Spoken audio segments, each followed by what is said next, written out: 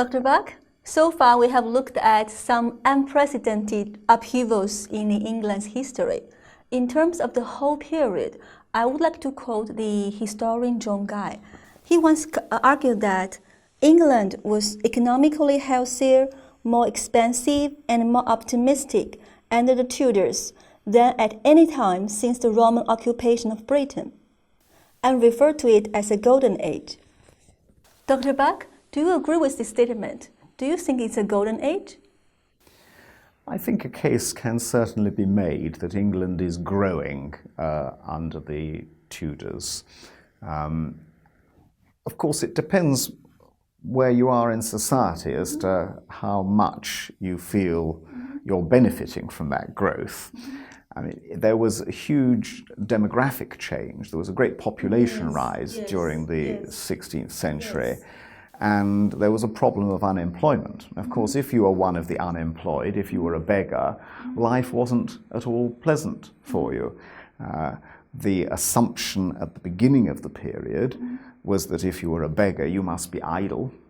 And in 1531, an Act of Parliament was passed saying that anybody who was found to be a beggar would be tied to the back of a cart and whipped until their blood was flowing from their back. And in 1547, there was another act which said anybody who was found just wandering around would be branded with a V for vagrant on their chest with a red-hot iron. So this was extremely sort of unsympathetic attitude towards the poor. However, by the end of the period, there is a sense that idleness is not the simple and only explanation of unemployment, and that there is local government and responsibility for the poor. The Great Elizabethan Poor Law of 1601 is a bit of a landmark in that respect. So attitudes are changing. Yes, there is economic growth, there's demographic growth, there's exploration and discovery.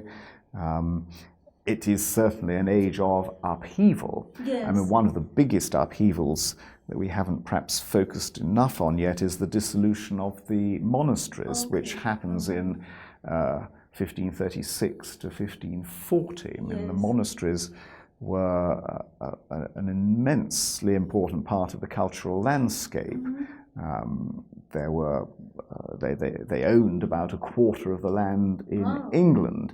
They provided welfare for the poor. They provided schools they played a large part in education. They were places where you could stay if you were a traveller, particularly in the north of England. And so the monasteries are an enormously important aspect of English life, and they are ruthlessly destroyed in the period 1536 to 1540 by Henry VIII's chief minister Cromwell. The money mainly goes into the king's pockets, and the argument, of course, is that this is money which is lying useless in the monasteries and that it ought to be put to some good national purpose, such as education and welfare. But it doesn't go there, it goes into the pockets of the king, who wastes it on yet another war in France. That's a very big change. And when the monasteries go, somebody else needs to be dealing with the question of poverty, and somebody else needs to deal with education. And we get in the Elizabethan period the origin of some of the most important grammar schools in England. So that's a highly significant moment too. Yes. So Dr. Buck, how about the cultural aspect? Well, this is the age of the Renaissance. Yes. England doesn't have the kind of Renaissance in painting that you will find in the Netherlands or in Italy. No. It does have one very great portrait painter, Holbein, who works at the court of Henry VIII and produces some remarkable portraits. Actually, he comes from Germany. I think the reason for this lack of distinction in painting may have something to do with the Protestant Reformation. Protestantism in its most extreme form disapproved of a great deal of art and sculpture in churches, particularly sculptures of the Virgin Mary, which was associated with the Catholic Church. So there isn't the same kind of painting Renaissance. However, musically, there is, in the late 16th century, there is a tremendous renaissance in both secular and particularly sacred music, the music of William Byrd, Thomas Tallis, for example.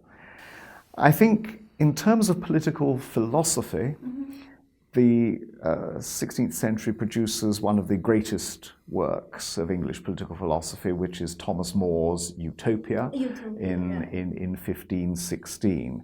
This is an extraordinary work for various reasons. It's written in two parts. The second part describes the ideal state, and in that ideal state there is no private property.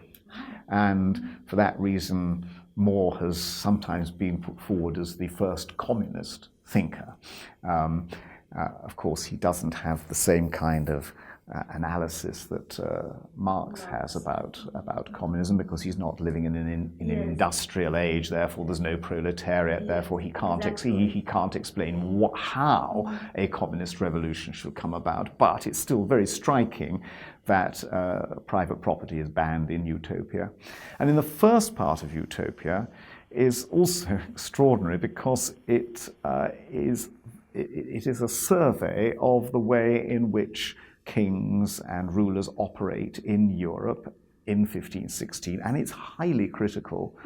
It's critical of the use of capital punishment, for example, for theft. It's very critical of kings spending very large sums of money on wasteful, vainglorious campaigns. And you immediately think of King Henry VIII and what he's been doing in the early years of his reign.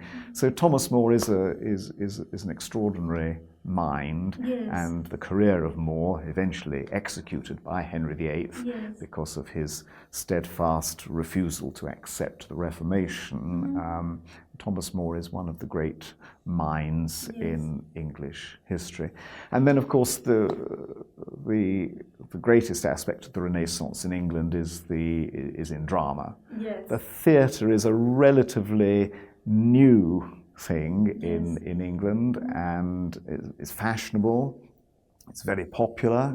Shakespeare comes to London to make his name, but particularly to make money. Shakespeare is very interested in making money so that he can become a country gentleman back in Stratford. And it's in the theatre that he does that. And one of the things I find remarkable about Shakespeare is how he appeals to two very different audiences at the same time. I don't think you can read most of the soliloquies, for example, in Shakespeare without feeling that these are extremely complex in both language and allusion and insight, and therefore you would expect them to be addressed to a highly educated audience.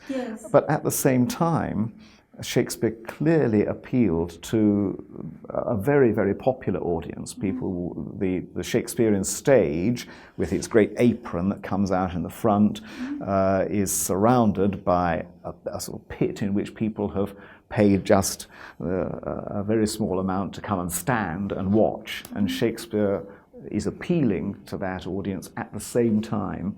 And his plays, therefore, have a kind of universal appeal.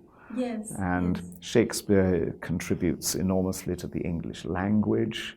He invents a huge number of new words. And the plays are an unsurpassed examination of the human condition. That he's not for an age, but for all time, as Ben Jonson said. So this Tudor period is the age of Shakespeare. And for more stories, let's take a look at the video lectures.